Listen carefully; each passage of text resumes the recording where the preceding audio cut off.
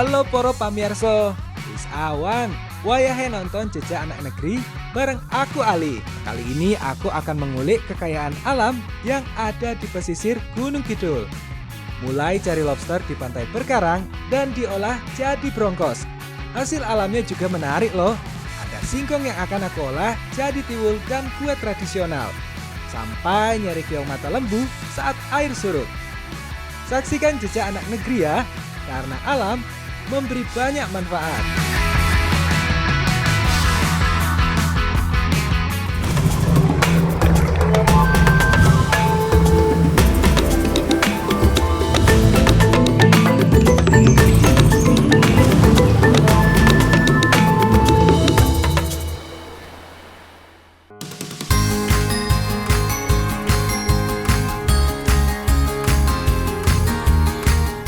Kalau ke Gunung Kidul, yang paling terkenal adalah pantainya yang indah. Salah satunya ya pantai ini, Pantai Wedi-Ombo, yang berada di Kecamatan Giri Subo. Kalau main pasir di pantai sudah biasa. Uniknya di sini ada kolam lagunanya yang terbentuk alami dari gugusan batu karang yang bisa digunakan untuk bermain air. Laguna ini biasa digunakan untuk bermain air saat laut surut. Kalau pasang, ombaknya terlalu besar. Jadi berbahaya kalau main air di sini. Ayo kalian ini yuk. Nah kalian. Nah balik aku ya. Nah ini kita lagi main di Laguna Wedi-Ombo Gunung Kidul. Yuk kalian aku ya.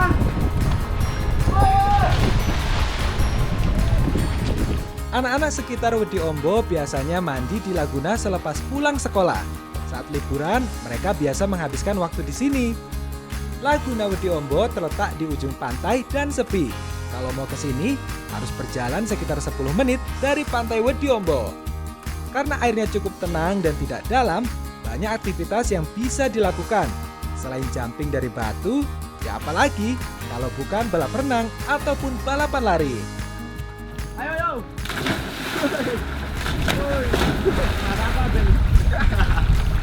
Nah, habis main air, saya mau mengeksplor hasil alam dan juga kuliner khas Kabupaten Gunung Kidul. Ikuti saya di Jejak Anak Negeri karena alam memberikan banyak manfaat.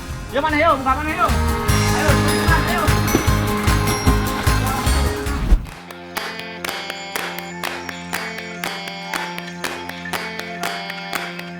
Pantai Wedi-Ombo selain dijadikan objek wisata bagi masyarakat sekitar, juga sebagai tempat untuk mencari sumber kehidupan.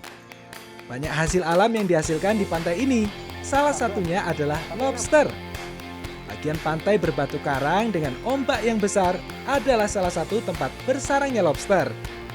Sekarang, aku lagi bantu Ibu Rubiem mencari kerang kecil yang akan digunakan sebagai umpan mencari lobster. Oh alah. Nah. Oke Bu, tak mau kata Bu. Nggih.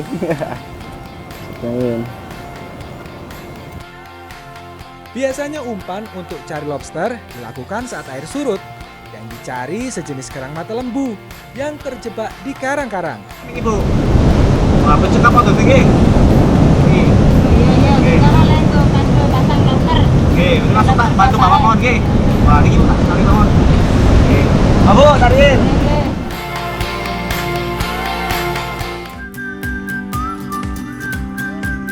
Udah cukup nih kerangnya. Sekarang aku mau pasang jebakan lobsternya. Kerang yang sudah kita cari ditusuk dengan jarum agar masuk ke dalam benang. Warga sekitar menyebut ngerendet kalau lagi mau nangkap lobster. Kerangnya harus diisi 4-5 ekor di dalam rendet ya. Nih, sabar Pak. Yo, Pasang lembu ini Pak. oh pasang ekonomi Mas. Pasang lembu mawon nggih. Oh, Ayo, langsung pasang mawon. langsung pasang. Oh, nih. Oh, Langsung. Go. langsung. Ya. Rendet atau perangkap lobster dipasang dekat karang dengan ombak yang cukup besar karena di bawah karang ini banyak lobster berkumpul. Kalau mau pasang perangkap, perhatikan juga ombaknya ya. Jangan sampai kena ombak, bisa jatuh nanti. Kedalaman air di pinggir sekitar 5 hingga 10 meter. Jadi rendetnya harus diikat di karang dengan kuat ya. Pantas saja kalau harga lobster mahal. Karena carinya saja harus berhadapan dengan ombak yang besar.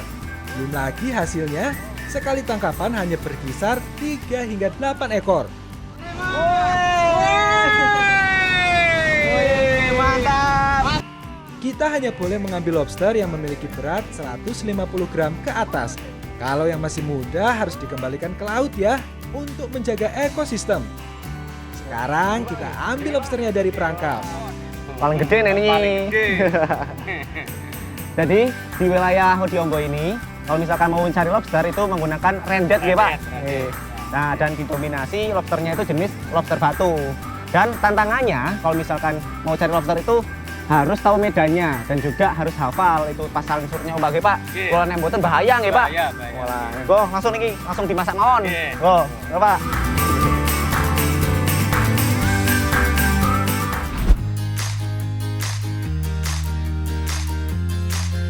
Langsung aja nih, Bu Rubiem dan Mbak Yuni lagi siapin bumbu. Aku rebus lobsternya dulu aja sebelum diolah. Nah, ini kita lagi masak brongkos lobster. Nah, identiknya kalau misalkan brongkos itu dengan daging sapi, tapi ini pakai lobster. Nah, ini nunggu matang dulu lobsternya, baru nanti kita masak bareng bumbu-bumbu yang lain. Mbak, asli Mbak, kis matang dulu Mbak, ini. Lobster direbus agar dagingnya tidak rusak dan bisa diolah dengan aneka bumbu. Karena biasanya lobster dibakar saja dengan rasanya sudah enak, apalagi diolah bersama bumbu rempah. Sambil menunggu lobsternya matang, Mbak Yuni menghaluskan bumbu berupa bawang putih, bawang merah, kemiri, cabai, dan lengkuas. Kalau Bu Rubiem menyiapkan santannya.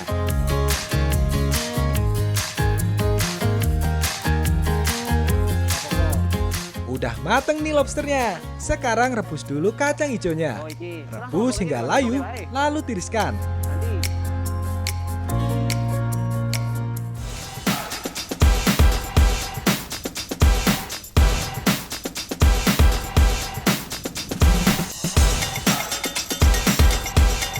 Ini dia lobster yang udah matang.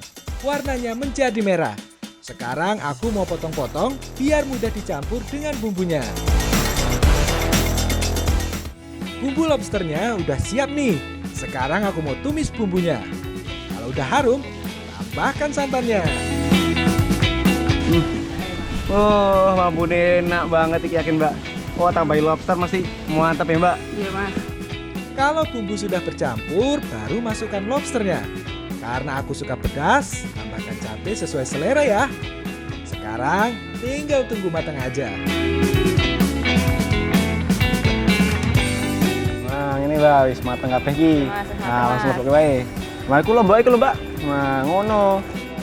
Wah, udah gak sabar nih buat makan enak. Dari tampilannya aja, udah menggugah selera.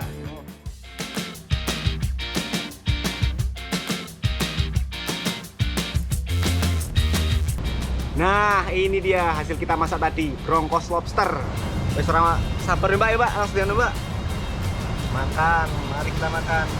Coba. Brongkos adalah kuliner khas Yogyakarta yang mirip rawon menggunakan santan.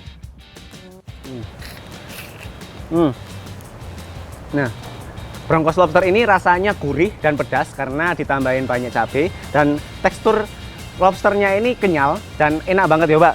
Oh, tambah mana ya Mbak? Ini tambah mana bumbu nih Mbak? Pripun Bu? Enak betul Bu? Enak kok Pak? Wah, tambah malah ini Pak. Ya.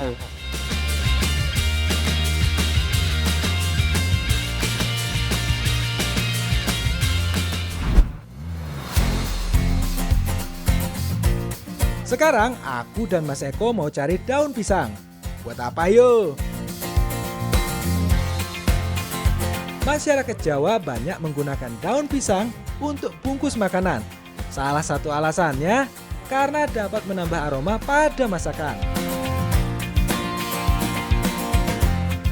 Bisa wae Mas. Nah, iki kayaknya cukup lagi. Wes ki, dek sesetin ning isor ya, Bang. Lho, kowe Mas. Harus cepat nih, karena aku butuh daun pisangnya untuk olahan lobster. Wes Mas, aku tak langsung rono ya. Yo Mas, hati-hati Mas. Ayo Mas. Harus buru-buru nih. Aku udah ditunggu sama Bu Tarsi dan Mbak Yuli buat masak pepes lobster. Bu. Udah Ini pojok Mas udang Ali, ini. ya. Kalau Mas diangkat Mas, kalau Ini udah diangkat mateng ya. Niki, diangkat mawon. Ya. Kalau Wah. belum mateng, masih mateng dulu ya. Nggih, niki dereng mateng tapi niki Bu. Iya, Jangan lupa kita minum balik, nggih. kita balikin. Untung saja aku belum terlambat.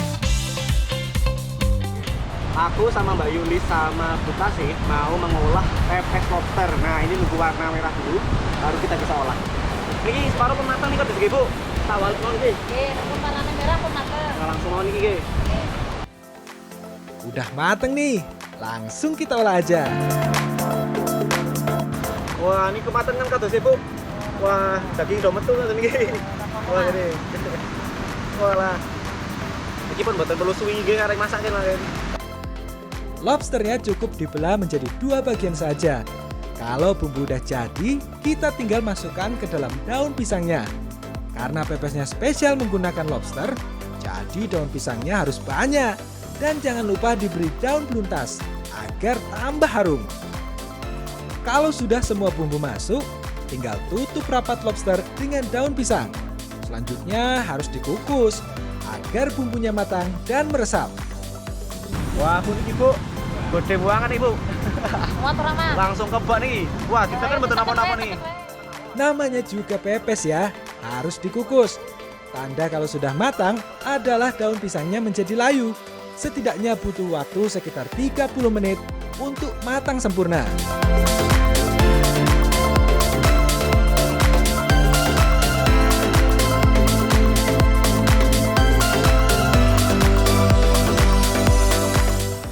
Nah, jadi setelah kita kukus tidak bisa kita langsung konsumsi, tapi kita bakar dulu. Biar apa, Bu? Biar tambah enak. Biar tambah enak apa nggih, Bu? Wah, spesial banget ini nggih. Niki ditunggu ngantos kapan niki, Bu? 10 menit. 10 menitan nggih, ngantos gosong ngadape. Betul nih. Berarti harus nunggu gosong terlebih dahulu biar kelihatan matang itu. Salah satu alasan pepesnya harus dibakar adalah agar aroma daun pisangnya juga meresap ke dalam bumbu. Karena ukuran pepesnya besar, kita bakar satu-satu ya. Nah, ini dia kalau pepes lobsternya sudah matang.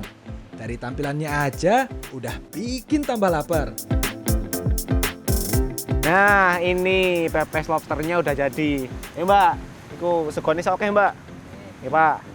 Lobster memiliki 3 nutrisi utama dalam tubuhnya, yaitu sumber selenium, asam lemak omega 3, dan protein. Sehingga dengan mengkonsumsinya dapat membantu melindungi tubuh dari penyakit tiroid, anemia, dan depresi. Mbak. Nah, rasa dari pepes lobster ini pedas, manis, dan juga sangat berempah sekali. Dan daun beruntas ini jadi bikin lobsternya lebih wangi. Yuk, Mbak.